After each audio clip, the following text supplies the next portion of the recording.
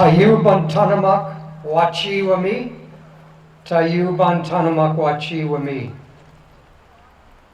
That's a Narragansett blessing that I've heard many times. It means we are giving thanks for all things. So we're giving thanks for this beautiful day. And if I were doing this in true Indigenous fashion, we'd have about 6 hours of gratitude thank yous, but we don't have that today. You're sitting right now on what's called the Eastern Border Fault. 450 million years ago, the ancient continent of Pangaea was still intact, but in the process of breaking up. This would have been Africa. Across the river would have been what we now consider North America. The history in this valley for human population goes back over 500 generations, well in excess of 10,000 years. When we do an event these days in this area, we acknowledge and give gratitude for the way that the land was left to us by the Pecumtuck people.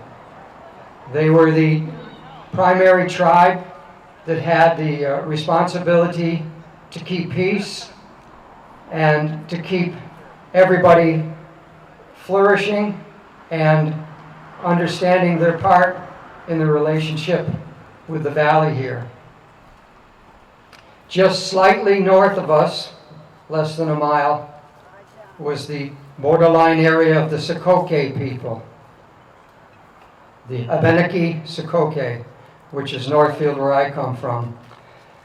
During the spring fish runs in this area, you would have seen from late March, early April through when the runs started getting strong in May, the equivalent of a major gathering, not unlike Woodstock, New York. Tribes from as far away as the Ohio Valley made their way to this area, to the Great Falls here, to the Kunatuck River, to share in the abundance of the protein that they could gather from the fish harvest. That would carry them through many, many months of hard times. They also traded technologies, spiritual practices, and they intermarried to create bonds of relationships that could go far and wide. This was considered an area of peace.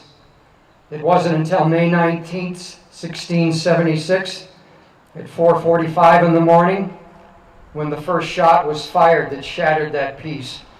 As easily and as quickly as you'd throw a light switch, over 10,000 years of occupation in this area ceased for Indigenous people.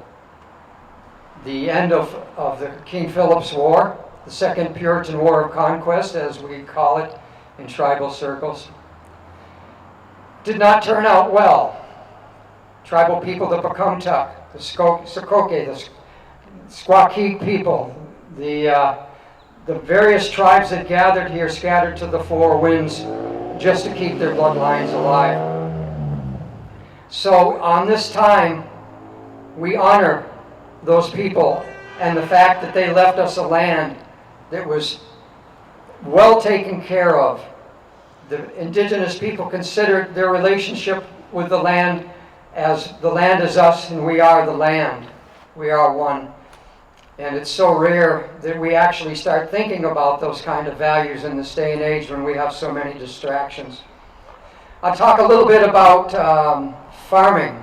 Farming practices have occurred in this valley, which the Europeans first thought they discovered and called the Nile of New England, or the Little Nile. They've been going on for 2,800 years. Indigenous people have been turning the earth and planting seeds and crops, adding to their hunter-gatherer skills that they had acquired over the previous 10,000 plus years. This was a fruitful valley. Technology was abounding here at that time, particularly solar technology. We'll say, well, solar technology, there wasn't even an extension cord back then. Let's talk about how intelligent people were at that time. They could grow corn that would not normally grow unless it was 500 miles further south. They could grow it here and bring it to a fruitful harvest by utilizing solar technology. When the Europeans were plowing rows and putting their crops in rows, the indigenous people were putting the three sisters, corn, beans, and squash, in hills. Why did they do that? They did that because the sun was their friend. They had a sacred relationship with the sun.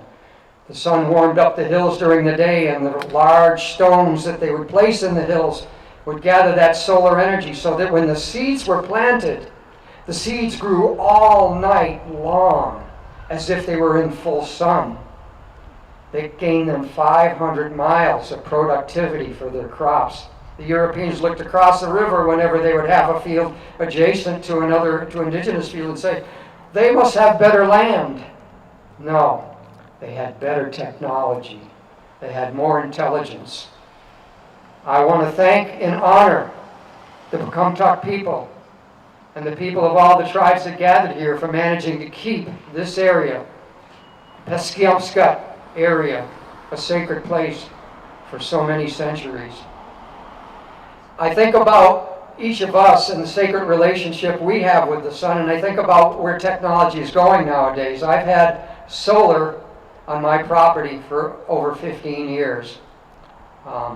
It's amazing. The technology has been flawless for me. I had to get a little help to do it from the state and the federal government. But somehow or another, those things got rerouted into the deep pockets of investors from anywhere in the world.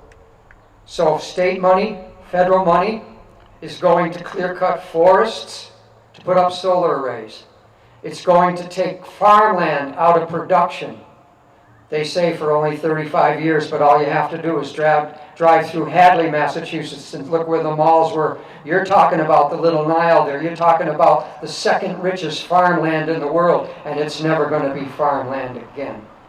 And that's how it's going to be if we start putting massive solar arrays on fertile, well-watered agricultural cropland. These are the kind of things we need to start thinking about, and we don't need to just think about them. We need to talk with each other about them, and we need to talk with our elected officials about them, and we need to talk with our local officials, because I can tell you this from firsthand experience. All politics, whether it's federal politics or Massachusetts politics or Northfield politics, all politics is local. You've got to get it right where you live. If you don't get it right where you live, you're going to lose it. And I see that happening so readily these days. I appreciate everybody coming out. I hope that you enjoy yourselves today. There's going to be some fabulous music, poetry, dance, and some people who have some real, genuine human thoughts on these challenges we have. We have the United States' only blue wave registered river, the Quinnipiac, which means the long-living being. Indigenous people believed that all entities had spirits, and that river definitely has a spirit, and that spirit has been challenged for the last 50 years, and it's time we take care of that river as if it were our son or daughter. I thank you very much, and I appreciate your being here.